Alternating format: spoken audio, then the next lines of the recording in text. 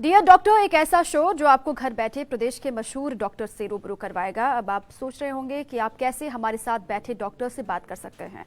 तो आपको एक छोटा सा काम करना है और वो ये है कि आपको deardoctorfirst@gmail.com पर कोरोना ब्लैक फंगस से जुड़ा हुआ अपना सवाल, नाम और जगह लिखकर भेजना है। आपके हर सवाल को हम डॉक्टर से पूछेंगे ताकि आपके हर मन में जो शंकाएं उठ रही हैं, जो सवाल हैं, उसका जवाब मिल सके, उसका समाधान हो सके। तो चलिए शुरू करते हैं आज का सिलसिला। और आज हमारे साथ खास मेहमान हैं doctor Vineet Jain, ENT specialist हैं। वो हमारे साथ कोटा से जुड़े हुए हैं। डॉक्टर साहब, सबसे पहले बहुत बहुत स्वागत है आपका और शुक्रिया भी वक्त निकालने के लिए। डॉक्टर, कोटा में किस तरीके से मामले आ रहे हैं ब्लैक फंगस के? सबसे पहले मैं चाहूंगी वहां पर आप किस तरीके से देख रेख कर रहे हैं, किस तरीके के हालात वहां पर बने हुए हैं और अभी तक कितनी सर्जरीज आपने की हैं ब्लैक फंगस के पेशेंट की?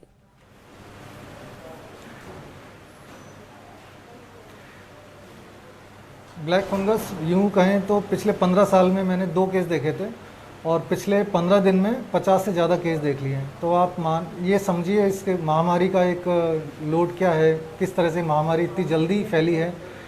इसका कारण पता लगाने में अभी जुटे हैं लोग, कई अलग अलग कारण आ रहे हैं।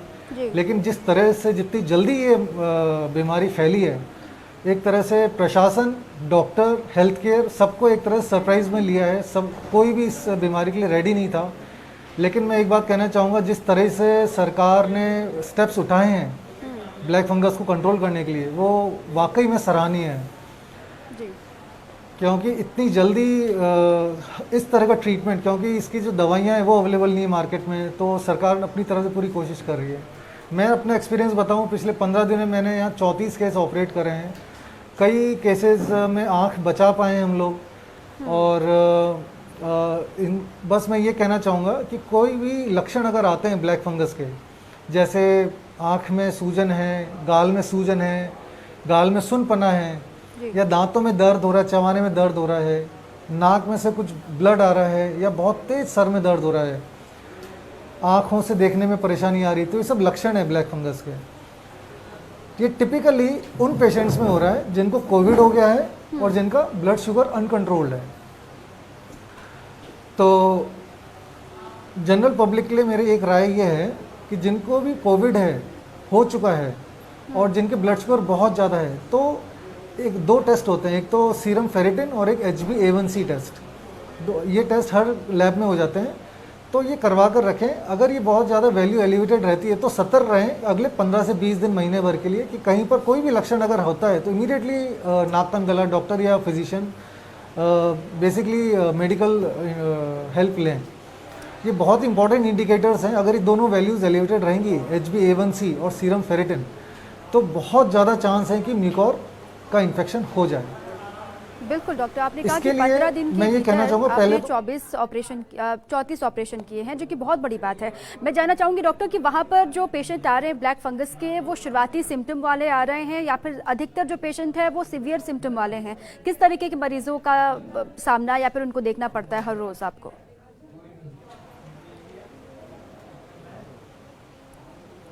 अगर हम परसेंटेज की बात करें तो सीवियर सिम्टम्स वाले 20 से 25% पेशेंट आ रहे हैं। अब अवेयरनेस बहुत हो गई है लोगों में पहचान के लक्षणों के, तो अब शुरुआती लक्षण लेकर आ रहे हैं लोग, जो अच्छी बात है। एक तो कंट्रोल पूरा है, अगर हम टाइमली डिब्राइडमेंट कर देते हैं, एंडोस्कोपिक डिब्राइडमेंट, तो बहुत अच्छे रिजल्ट्स हैं। और साथ में फिर उसके बाद एंटी फंगल ट्रीटमेंट शुरू हो जाता है।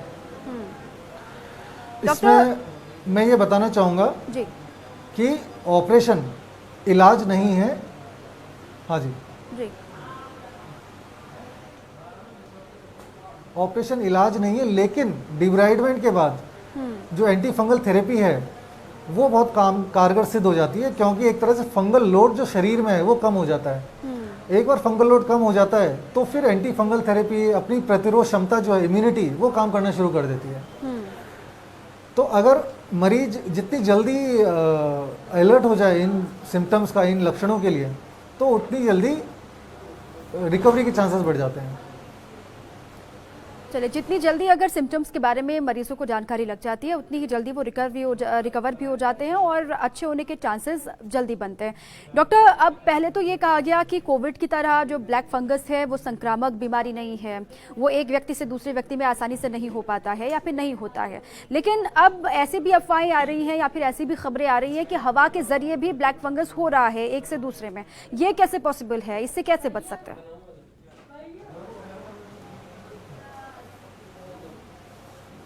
नहीं, ये तो देखिए बहुत बड़ा मिथ है, मिथ्या है, और ये आपको अपने चैनल के थ्रू अपने सारे दर्शकों को समझाना है, बार बार बताना है कि ये पूरी तरह से मिथ्या है। जी। ब्लैक फंगस इस वक्त मेरी नाक में, आपकी नाक में, हर किसी की नाक में है, ठीक है, इससे घबराना नहीं है। ये सेप्रोफाइट है, सेप्रोफाइट फंगस वातावरण में हर जगह है, अपने अंदर, शरीर के अंदर भी है, बाहर भी है जी। लेकिन जब अपने शरीर की प्रतिरोध क्षमता कम होती है, इम्यूनिटी कम होती है, तब ये ब्लैक फंगस अपने शरीर के अंदर एंटर करता है, नहीं तो ये चांस ही नहीं कि अपने शरीर में एंटर करे। अब इम्यूनिटी कम क्यों होती है? जब कोविड हो रहा है, कोविड की वजह से कमजोरी आई है, शुगर अनकंट्रोल्ड है, उसकी वजह से इम्यूनिटी कम हो गई है, तो ये 2-3 कारण मिलकर जब इम्यूनिटी कम होती है तब ब्लैक फंगस अटैक करता है शरीर पर। एक और चीज़, कोविड की वजह से एक सीरम फेरिटिन, जो एक तरह से कहना चाहिए फ्री आयरन होता है, अपने ब्लड के अंदर बहुत बढ़ जाता है कोविड के बाद या कोविड के दौरान, और यह एक बहुत ही फेवरेबल कंडीशन होती है ब्लैक फंगस के लिए, क्योंकि उसको बहुत पसंद है ये फेरिटिन। तो जहाँ फेरिटिन है वहाँ पर ब्लैक फंगस स्प्रेड करने लगता है। अब ये दोनों चीज़ें मिल गई, कोविड और डायबिटीज़, हाई शुगर, फेरिटिन मिल रहा है और साथ में इम्यूनिटी कम हो रही है, ब्लैक फंगस के लिए एक तरह से परफेक्ट कंडीशन हो रही है फैलने के लिए। सबसे बड़ी मिथ्या है कि ब्रेड के ऊपर काली काली चीज़ें हैं वो ब्लैक फंगस है, ये है। फंगस तो हर जगह है इस वक्त, फंगस यहाँ टेबल पर भी है, मेरी नाक के अंदर भी है, मेरे शरीर के ऊपर भी है, माइक्रोस्कोपिक लेवल पर, और हर एक के शरीर पर है। लेकिन ये कहें कि आप फंगस से दूर हो जाएं, पॉसिबल नहीं है।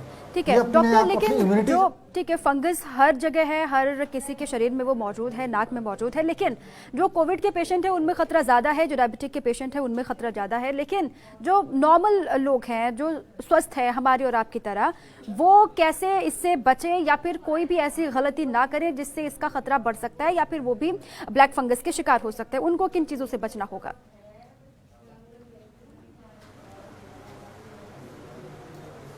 देखिए, जो मेरे पास मरीज आ रहे हैं या जो ब्लैक फंगस के जितने पेशेंट आ रहे हैं, 99.5% कह लें आप, वो शुगर, हाई अनकंट्रोल शुगर है उनके, और साथ में उनको कोविड हुआ है। नॉर्मल पर्सन जिसको कोविड नहीं हुआ है, जिसके हाई अनकंट्रोल शुगर नहीं है, उनके ब्लैक फंगस के कोई लक्षण नहीं आ रहे हैं। अच्छा, तो ये सबसे इम्पोर्टेंट बात है। नॉर्मल दर्शक जो हैं, जो जिनको कोई परेशानी नहीं, वो घबराए नहीं। ब्लैक फंगस कोई ऐसे संक्रामक बीमारी नहीं है डॉक्टर। लेकिन ये भी कहा गया कि चलिए ठीक है, कोविड के पेशेंट वो नहीं है, शुगर लेवल भी उनका ठीक है, लेकिन अभी ये भी बातें सामने आ रही हैं कि जो नॉर्मल लोग हैं, जिनका इम्यून पावर बहुत वीक है, बहुत कमज़ोर हैं, जो बहुत कमज़ोर दिखते हैं फिजिकली भी, उनमें भी इसका खतरा ज़्यादा बढ़ जाता है। उन लोग को कैसे सुरक्षित रखना है अपने आप को? बिल्कुल कुछ कंडीशन है जिसमें इम्यूनिटी बहुत कम हो जाती है, जैसे रीनल जो ऑर्गन ट्रांसप्लांट पेशेंट्स होते हैं, पोस्ट कीमोथेरेपी पेशेंट्स होते हैं, कैंसर पेशेंट्स हैं, कोई बहुत डेबिलिटेटिंग डिजीज़ हैं जिसमें बहुत लंबी क्रॉनिक डिजीज़ चल रही है जिनके, तो उनकी जब इम्यूनिटी कम होती है तब चांसेस होते हैं। एक नॉर्मल स्वस्थ इंसान जिसको शुगर नहीं है, जिसको कोई कोविड नहीं हुआ है, वो बहुत कम चांस है कि उसको ब्लैक फंगस के लक्षण दिखें। एक तो हमारी अवेयरनेस रहनी चाहिए कि अगर कोई भी लक्षण है तो हम इमीडिएटली डॉक्टर से कंसल्ट करके ये पता लगा लें कि कहीं वो बीमारी तो नहीं है। और एक है पैनिक, कि हम पैनिक हो रहे हैं, तो पैनिक की होने की आवश्यकता नहीं है। आप समझें ब्लैक फंगस को संक्रामक नहीं है, एक से दूसरे को नहीं होगा, ब्लैक फंगस हर किसी को नहीं होगा, ये सिर्फ लो इम्यूनिटी वालों को हो रहा है, जिनके साथ में अनकंट्रोल शुगर है या फिर कोई ट्रांसप्लांट पेशेंट्स हैं या फिर जिनके इम्यूनिटी बहुत कम है पहले से ही। ये बहुत इंपॉर्टेंट है बात समझने के लिए। ठीक है डॉक्टर, शुरुआत में तो जैसे कहा गया कि जो माइल्ड सिम्टम है वो भी दिखाई दे रहे हैं, सर्दी जुकाम होना, सिर दर्द होना, रेडनेस आंखों में होना। शुरुआत में कहा गया कि ये सिम्टम दिखाई दे रहे हैं, लेकिन अभी कुछ ऐसे भी केसेस रिपोर्ट किए गए हैं जिनमें सीधे वो मस्तिष्क को ही अटैक कर रहा है। क्या ऐसे केसेस कोटा में भी दिखाई दिए, या फिर ये किस स्थिति में हो सकता है? कब हम ख्याल नहीं रखेंगे, सावधानी नहीं बरतेंगे तो ऐसी स्थिति आ सकती है?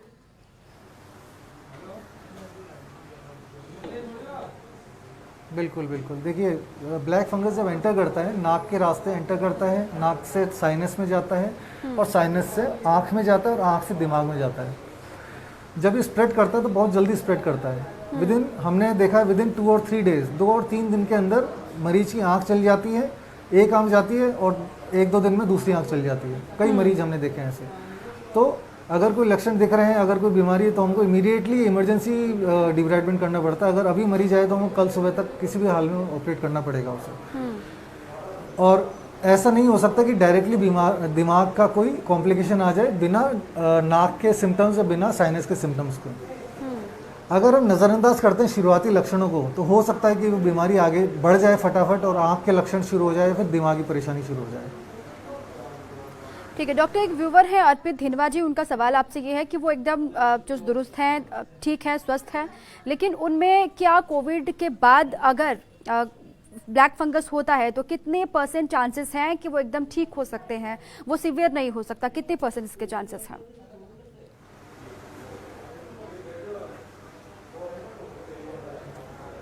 अगर ब्लैक फंगस डायग्नोज्ड है तो मेडिकल लिटरेचर के अनुसार 50% मोर्टेलिटी रहती है, मतलब 50% ही चांस रहता है बचने का। लेकिन मैं साथ में ये भी कहना चाहूँगा कि अगर टाइमली अगर हम इंटरवीन करते हैं तो हमारे एक्सपीरियंस में जो है कि बहुत अच्छा चांस है कि पेशेंट के रिकवरी आ जाए, बशर्ते उसे बराबर एकदम टाइमली उसे एंटी फंगल्स मिले, IV anti fungal, systemic anti fungal जो हम कहते हैं, एम्फोट्रेसिन भी है, पोसाकनोजोल है, वो जो ट्रीटमेंट है महीने भर का, वो प्रॉपर तरीके से अगर मिले तो बहुत अच्छे चांस रहते हैं बचने के। डॉक्टर मोहम्मद दानिश हैं, वो सवाल ये पूछ रहे हैं कि क्या इम्यून कॉम्प्रोमाइज़ की सलाह जो दे रहे हैं तमाम डॉक्टर्स, वो कारगर है ब्लैक फंगस से बचने के लिए?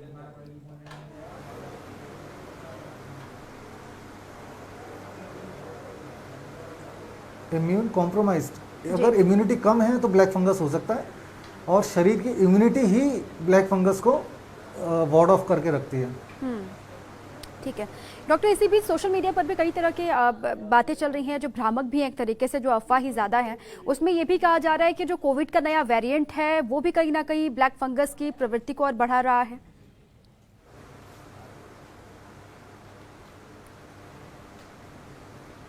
बिल्कुल, कई सारी रिपोर्ट्स हैं, हमने भी पढ़ी हैं, और अल्टीमेटली जो वेरिएंट्स हैं, अगर सीरम फेरेटिन लेवल शरीर में बढ़ता है तो ब्लैक फंगस के लिए बहुत फेवरेबल कंडीशन रहती है शरीर में फैलने के लिए। बहुत ही टफ कंडीशन है, इट्स वेरी टफ। एक परेशानी से उभर कर जब मरीज बाहर आ रहा है, पता चलता है कि एक हफ्ते में दूसरी बड़ी परेशानी आ रही है, तो बहुत टफ है पेशेंट के पार्ट पर, और ये बहुत डिफ़िकल्ट टाइम्स हैं हमारे लिए भी और पेशेंट्स के लिए भी। मैंने करीब 14 15 घंटे नॉन स्टॉप सर्जरीज करी हैं सिर्फ इसलिए, मतलब कि बहुत टफ है, पिछले 10-15 दिन मेरे लिए बहुत टफ रहे हैं।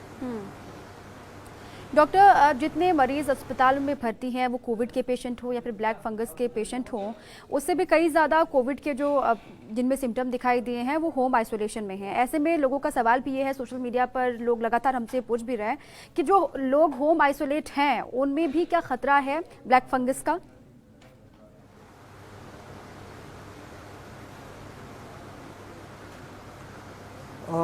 जो कुछ कारण हैं, जैसे ऑक्सीजन कह रहे थे या फिर स्टेरॉइड कह रहे थे, है ना, तो कुछ कारण तो होम आइसोलेशन में नहीं रहेंगे। लेकिन मैं फिर से यही बताना चाहूँगा कि जिनको भी कोविड है, कोविड से जो उभरने के बाद, उभरने का मतलब कोविड डायग्नोज होने के 14-15 दिन बाद, ये 2 टेस्ट आप करा लें। अगर ये नॉर्मल रहते हैं तो घबराने की बात नहीं है, सिर्फ सचेत रहें कि अगर कोई लक्षण आता है तो हमको मिलना है डॉक्टर से, लेकिन चांसेस बहुत कम रहेंगे। डॉक्टर, ये भी लगातार लोग सवाल पूछ रहे हैं कि मास्क से भी, अभी तमाम खबरें ऐसी भी आई कि ये कहा गया कि मास्क से भी ब्लैक फंगस का खतरा ज़्यादा है, ये कितना ऑथेंटिक आपको लगता है?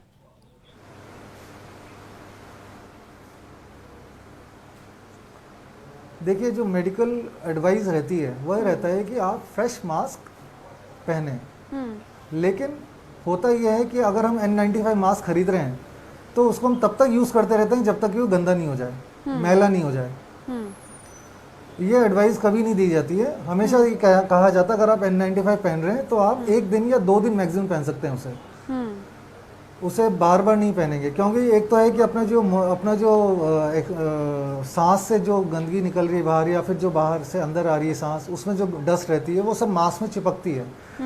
तो कभी भी एडवाइजेबल नहीं होता है कि आप एक ही मास्क 2-3 दिन 4-5 दिन पहन कर रखें।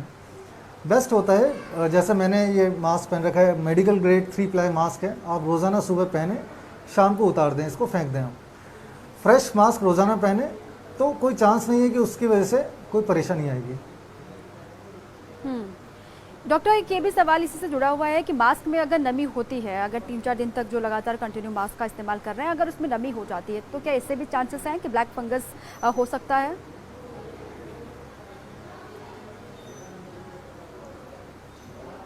बिल्कुल, अगर आप 3-4 दिन से मास्क पहन रहे हैं तो डेफिनेटली उसमें गंदगी रहेगी, नमी रहेगी, तो वो तो ख़राब चीज़ है। वो तो एडवाइस कोई नहीं करता कि आप एक ही मास्क 3-4 दिन तक पहने।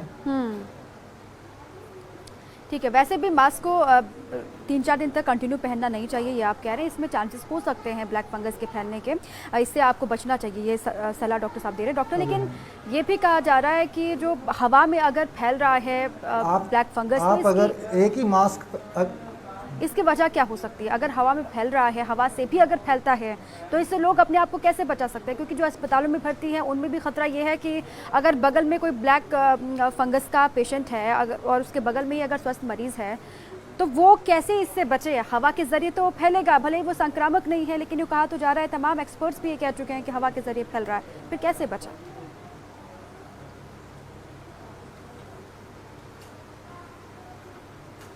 मैडम जैसा मैंने आपको बताया, ये सेप्रोफाइट है। हाँ।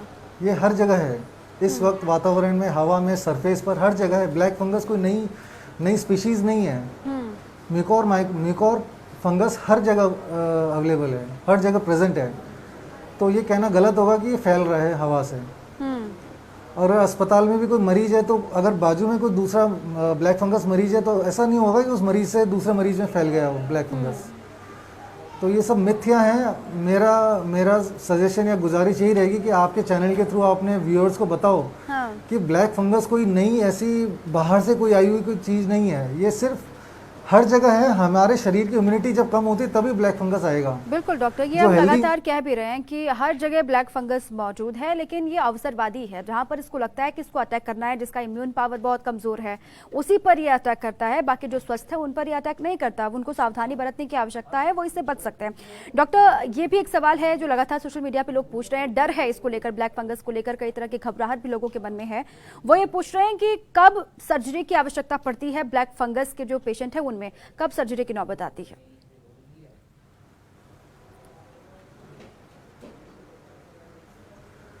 सर्जरी एमआरआई पर डिसाइड की जाती है। अगर एमआरआई में नेक्रोटिक टिश्यू जो है अगर दिखता है तो डेफिनेटली डिब्राइडमेंट किया जाता है। सर्जरी ट्रीटमेंट नहीं है ब्लैक फंगस का, इट इज़ अ डिब्राइडमेंट। मतलब जो फंगस है उसको, फंगल लोड को कम किया जाता है सर्जरी से, एंडोस्कोपिक सर्जरी से। फ़ायदा ये रहता है कि जितना कम फंगस शरीर में जो एंटर कर गया उसको अगर हम निकाल देते हैं तो शरीर की जो इम्यूनिटी पावर है वो उसको लड़ने के सक्षम हो जाती है।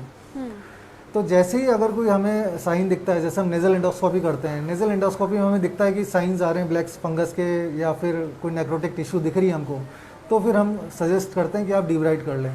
अगर ये फंगस स्प्रेड कर जाती है साइनस के अंदर, ऑर्बिट के अंदर, आँख के अंदर, तो हमें डेफिनेटली सर्जरी करके जहाँ जहाँ नेक्रोटिक टिश्यू उनको निकालना पड़ता है हमको। अगर आँख में जा रही है तो दूरबीन के रास्ते हम आँख में जाते हैं, आँख के रास्ते जहाँ जहाँ वो नेक्रोटिक टिश्यू है उसको निकाला जाता है।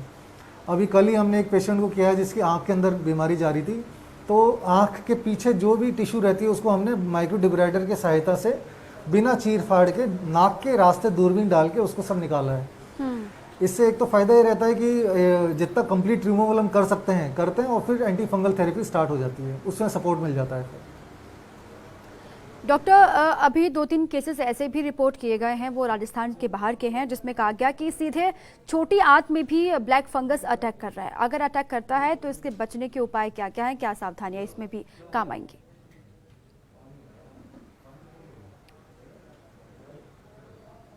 फिर से बताएंगे आप, फिर से बोलेंगे। छोटी आंत में भी क्या ब्लैक फंगस अटैक कर सकता है सीधे? अगर कर सकता है तो इसके क्या कारण रह सकते हैं? क्योंकि अभी दिल्ली से भी एक खबर आई थी जहां पर 2 पेशेंट में सीधे ये पुष्टि हो गई कि छोटी आंत में अटैक कर दिया ब्लैक फंगस ने।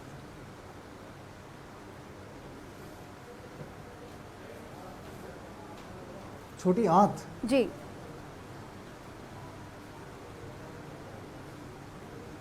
ऐसा कोई केस कोटा में हाँ अभी बिल्कुल, तक शरीर दिखाई के नहीं कई दिया? सारे भागों में ब्लैक फंगस अटैक कर सकता है, जैसे फिंगर्स हैं। जी। अगर जी डॉक्टर। फिंगर्स में भी अटैक कर सकता है, जैसे कई कई मरीजों की जो उंगलियां हैं वो काली पड़ गई थी। जी। कई बार वो चमड़ी पर अटैक कर देता है, चमड़ी पर काले स्पॉट्स हो जाते हैं। तो डिपेंड करता है किसी भी ऑर्गन में। लेकिन जब जब फंगस जाता है तो नाक के रास्ते जाता है, तो सबसे पहला जो अटैक होता है वो नाक के रास्ते ही होता है। और दूसरे ऑर्गन भी हो सकते हैं डेफिनेटली। अभी तक तो कोटा में ऐसी कोई न्यूज़ किसी ने बताई नहीं हमें इस वक्त आज तक। डॉक्टर, अलग अलग हिस्सों से ये भी खबरें आई थी कि नाक से प्रमुख तौर पर ये एंटर करता है, बाकी जो शरीर में कोई घाव होते हैं उससे भी जो ब्लैक फंगस है वो अटैक कर सकता है, उससे भी बॉडी में वो एंटर हो सकता है। ऐसे कोई केस कोटा में दिखाई दिए हों?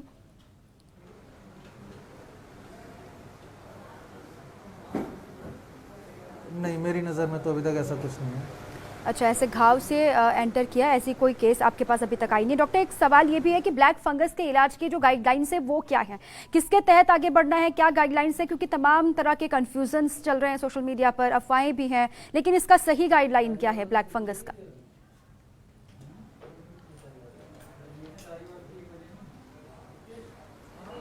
ब्लैक फंगस में जो लक्षण आपको बताए गए हैं उनके लिए जी। सचेत रहें। अगर कोई लक्षण आता है तो आप डॉक्टर से कंसल्ट करें। इसमें कुछ बेसिक टेस्ट होते हैं, नेज़ल एंडोस्कोपी है, कुछ इन्वेस्टिगेशंस होती हैं, एमआरआई, सीटी स्कैन, उससे डायग्नोज किया जाता है कि एक होता है KOH स्टेनिंग, जो अगर नाक में कहीं कुछ अगर टिश्यू रहता है तो उसका हम टिश्यू का सैंपल लेकर KOH स्टेनिंग के लिए भेजते हैं। अगर डायग्नोसिस हो जाता है म्यूकोरमाइकोसिस ब्लैक फंगस का, तो फिर आगे बढ़ा जाता है। सबसे पहले सर्जिकल डिब्राइडमेंट, जितना पॉसिबल है डिब्राइडमेंट करना, हम डिब्राइड करते हैं एंडोस्कोपिकली। और उसके बाद फिर सिस्टमिक एंटीफंगल्स मतलब इंजेक्शंस, एम्फोट्रेसिन B, वो स्टार्ट किया जाता है। इंजेक्शन एम्फोट्रेसिन सजेस्टेड होता है 2 से 3 हफ्ता। अगर हम 2 हफ्ता भी माने 14 दिन, तो 14 दिन बाद स्टेप डाउन थेरेपी होती है, टैबलेट पोसाकोनोजोल। टैबलेट पोसाकोनोजोल दिया जाता है 1 महीने तक। तो ये पूरी थेरेपी रहती है। एक से डिपेंड करता है क्या रिस्पॉन्स है। अगर रिस्पॉन्स जल्दी आ गया तो 1 महीना है, नहीं तो फिर उसको 2 से 3 महीना तक भी हमें कंटिन्यू करना पड़ सकता है। चलिए, बहुत शुक्रिया डॉक्टर आपका तमाम जानकारियों के लिए भी, फर्स्ट इंडिया से जुड़ने के लिए, अपना कीमती वक्त निकालने के लिए बहुत बहुत शुक्रिया। क्योंकि तमाम तरह के कन्फ्यूजन्स हैं, तमाम आशंकाएं भी लोगों के जहन में हैं, वो दूर होना बहुत ज़रूरी है। घबराना बिल्कुल भी नहीं है, जो सावधानियां हैं वो बरतनी है। बार बार ये हम कह रहे हैं आपसे कि अपॉर्चुनिस्ट है ब्लैक फंगस। अगर ज़रूरी जहाँ पर उसको लगता है, जो कमज़ोर इम्यून पावर वाला आदमी है उसी पर यह अटैक करता है, बाकी जो सुरक्षित हैं, स्वस्थ है, उन पर अटैक नहीं करता। इसीलिए अफवाहों से बचें, अपना ख्याल रखें। इसी के साथ ही हमारी खास पेशकश में अभी के लिए बस इतना ही। आप रहिए फर्स्ट इंडिया के साथ। नमस्कार।